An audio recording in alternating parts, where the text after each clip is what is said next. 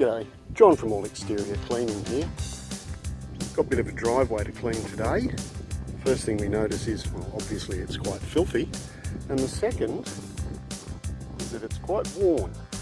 It's only about 10 to 15 years old, but wheel marks and weather have worn a lot of the top layer off, which means no high pressure cleaning.